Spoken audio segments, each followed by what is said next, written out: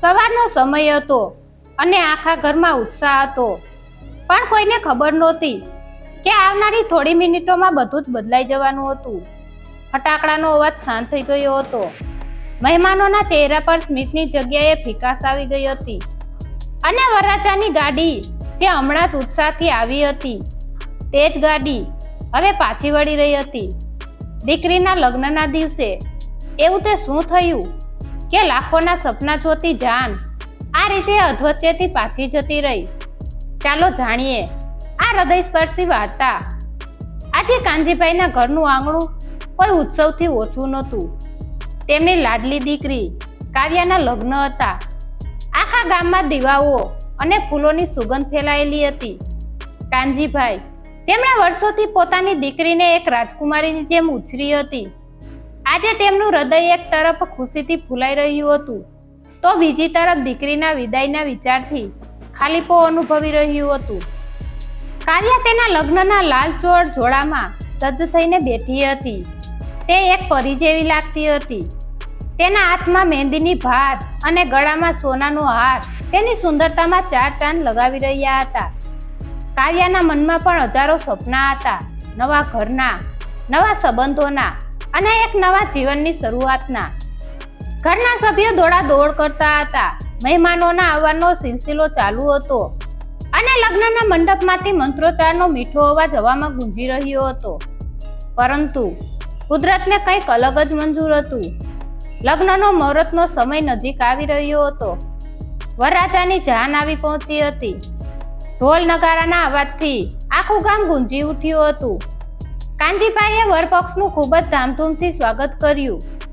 બધું જ કેટલું સામાન્ય અને કેટલું સુંદર લાગતું હતું.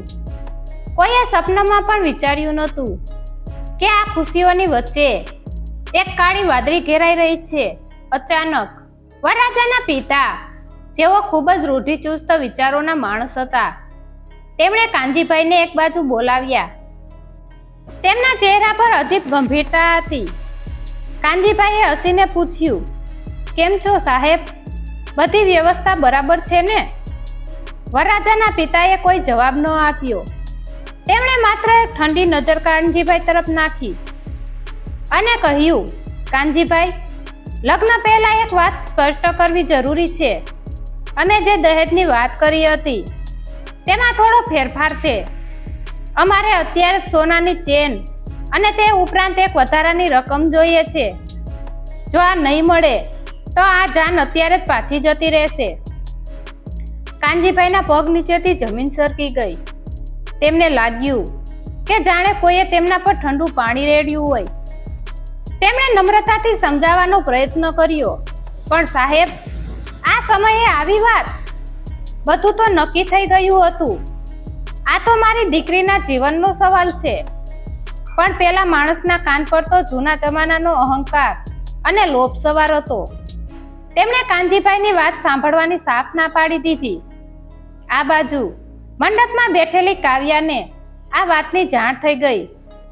તે પોતાની રૂમની બારીમાંથી બધું જોઈ અને સાંભળી રહી હતી. તેની આંખોમાં આંસુ આવી ગયા. આ કોઈ પૈસાની વાત નહોતી. આ તો તેના પિતાના આત્મસન્માન અને તેના પોતાના સંસ્કારોની વાત હતી. એક દીકરી તરીકે તે આ બધું ચૂપચાપ જોઈ શકતી નહોતી. તેને સમજાઈ ગયું હતું કે જે પરિવાર શરૂઆતમાં જો આટલી માંગણીઓ કરે છે, ત્યાં જઈને તેનું જીવન ક્યારેય સુખી નહીં રહે. કાનજીભાઈ ગભરાઈને કાવ્યા પાસે ગયા. તે જાણતા હતા કે દીકરીનું દુઃખ શું છે, પણ સમાજની લોકલાજ તેમને ડરાવી રહી હતી. કાનજીભાઈએ ધ્રુજતા અવાજે કહ્યું, કાવ્યા બેટા, આ લોકો માનતા નથી. હવે શું કરીશું? કાવ્યાએ પોતાના આંસુ લૂછ્યા. ઊભી થઈ અને ખૂબ જ મક્કમ અવાજે કહ્યું, પપ્પા, તમે જરાય ચિંતા ન કરો. જે વ્યક્તિ અત્યારે જો પૈસા માટે આટલું નીચું વિચારી શકે છે, તે મારી સાથે શું વ્યવહાર કરશે? લગ્ન તો આત્મસન્માન સાથે થાય છે, સોદાબાજી સાથે નહીં. આખું ઘર સ્તબ્ધ હતું. મહેમાનો કાન માંડીને સાંભળી રહ્યા હતા.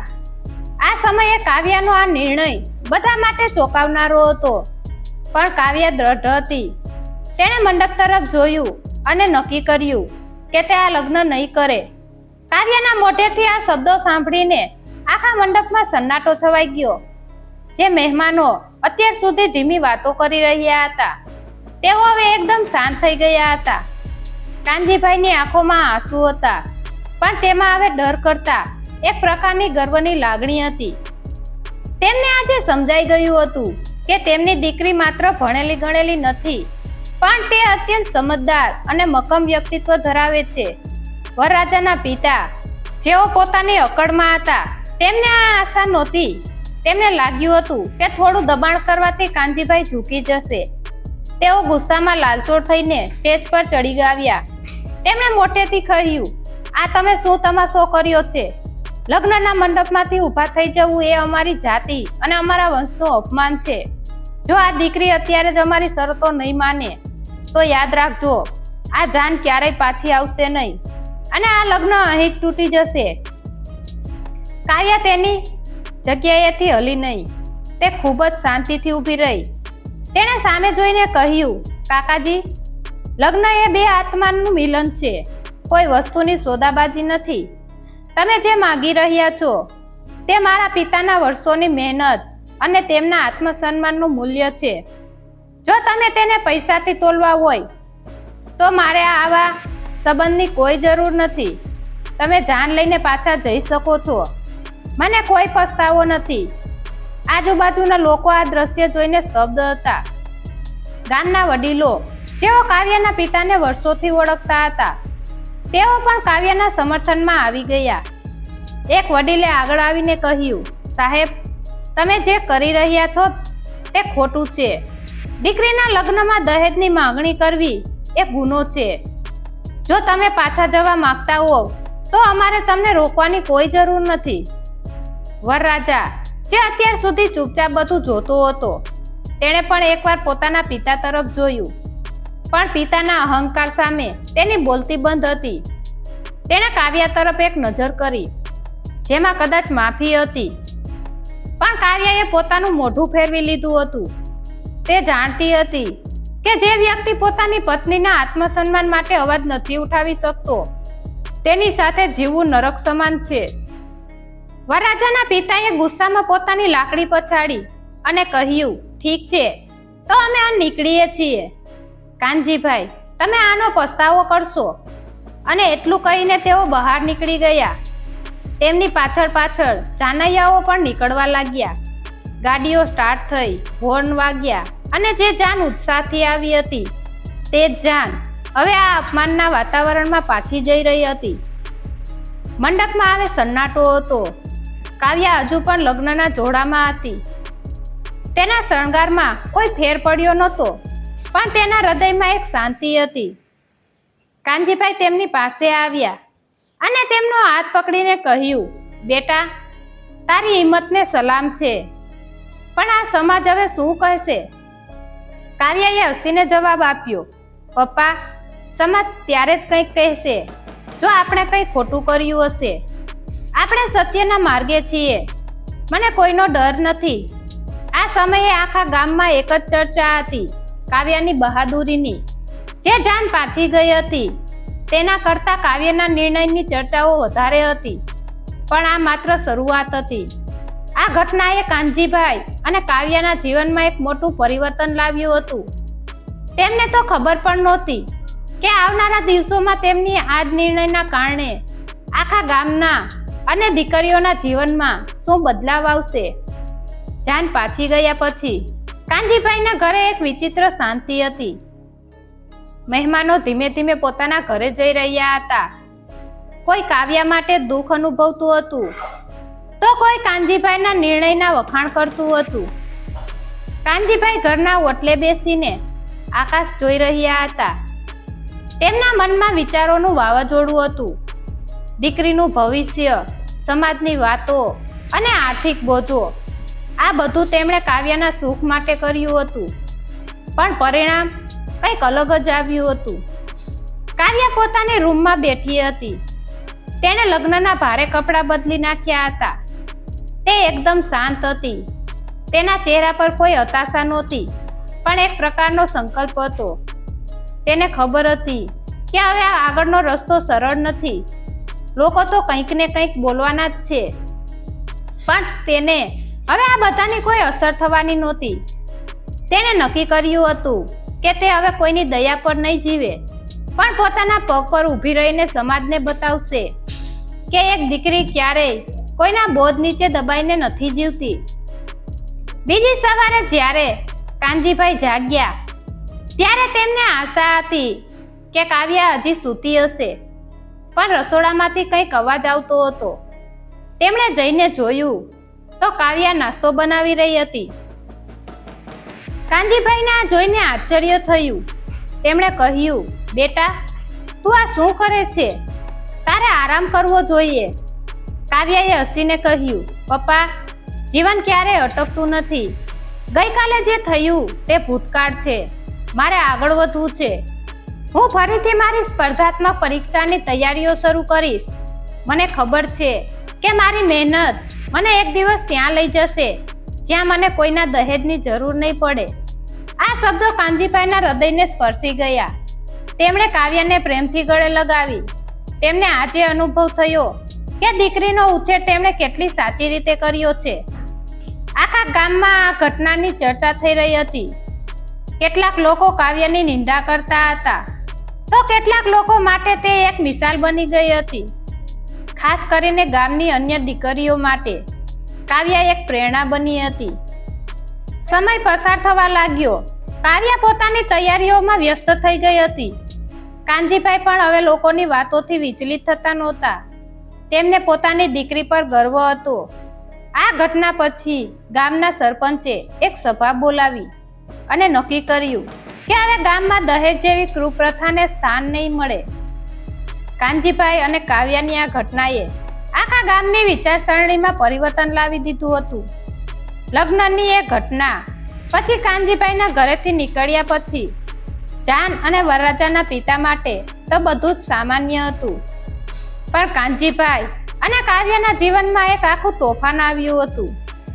ગામમાં લોકોની વાતો અને ટોણાઓનો સામનો કરવો એ કાવ્યા માટે રોજની વાત બની ગઈ હતી. જ્યારે પણ તે ઘરની બહાર નીકળતી, લોકોની નજરોમાં એક પ્રકારની જિજ્ઞાસા અને ક્યારેક મજાક પણ રહેતી. પણ કાવ્યાએ આ બધાને પોતાની નબળાઈ બનાવવાને બદલે પોતાની શક્તિ બનાવી હતી. તેણે પોતાની જાતને પૂરી રીતે અભ્યાસમાં ડૂબાડી દીધી હતી. તે રાત્રે મોડે સુધી વાંચતી. એક દિવસ જ્યારે તે અભ્યાસ કરી રહી હતી ત્યારે તેને સમાચાર મળ્યા કે શહેરમાં એક મોટી સરકારી સ્પર્ધાત્મક પરીક્ષા યોજાવાની છે. કાવ્યાએ નક્કી કર્યું કે તે આ પરીક્ષા આપશે. કાનજીભાઈ જેઓ શરૂઆતમાં થોડા ડરતા હતા, તેમણે હવે કાવ્યાનો સાથ આપવાનું નક્કી કર્યું હતું. તેમણે પોતાની નાનકડી જમીનનો એક નાનો ભાગ ગીરવે મૂકીને કાવ્યાને શહેરમાં રહેવાની અને પરીક્ષાની તૈયારી કરવાની વ્યવસ્થા કરાવી આપી. શહેરમાં પહોંચીને કાવ્યા માટે આ દુનિયા એકદમ નવી હતી. ત્યાં તેને એવી દીકરીઓ મળી જેઓ પણ પોતાની લડાઈ લડી રહી હતી. ત્યાં તેને સમજાયું કે તે એકલી નથી. જે ઘટનાએ તેને તોડવાનો પ્રયાસ કર્યો હતો તે જ ઘટના તેની શક્તિ બની ગઈ હતી. તે એક એવી સંસ્થા સાથે જોડાઈ ગઈ જે દહેજ પ્રથા વિરુદ્ધ કામ કરતી હતી. કાવ્યા હવે માત્ર એક ભણેલી દીકરી નહોતી, પણ તે સામાજિક બદલાવ લાવનારી એક યુવતી બની રહી હતી. એક દિવસ જ્યારે કાવ્યા પોતાની તૈયારી કરી રહી હતી ત્યારે અચાનક એક જૂના પરિચિતનો ફોન આવ્યો. તે જ વરરાજા હતા જેની સાથે તેના લગ્ન નક્કી થયા હતા. વરરાજાએ ફોન પર માફી માંગતા કહ્યું કે તેમના પિતા ખોટા હતા અને તેમણે જે કર્યું તે બહુ મોટું અપમાન હતું. વરરાજાએ કાવ્યાને પાછા આવવા માટે કહ્યું અને કહ્યું કે તે હવે પોતાના પિતાની વાત માનવા તૈયાર નથી. કાવ્યા માટે આ એક મોટું વળાંક હતું.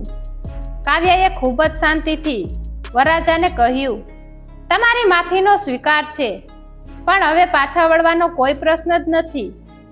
જે સંબંધમાં એકવાર આત્મસન્માન જતું રહે છે ત્યાં પાછા જવું એ ફરીથી તે જ ભૂલ કરવા બરાબર છે.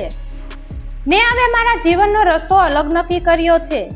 ફોન મૂકતા જ કાવ્યાની આંખમાં એક ચમક હતી. તેને સમજાયું હતું કે તે હવે કોઈની પત્ની બનવા માટે નથી જન્મી, પણ પોતાની એક આગવી ઓળખ બનાવવા માટે જન્મી છે. આ દરમિયાન ગામમાં કાનજીભાઈની હાલત પણ બદલાવા લાગી હતી.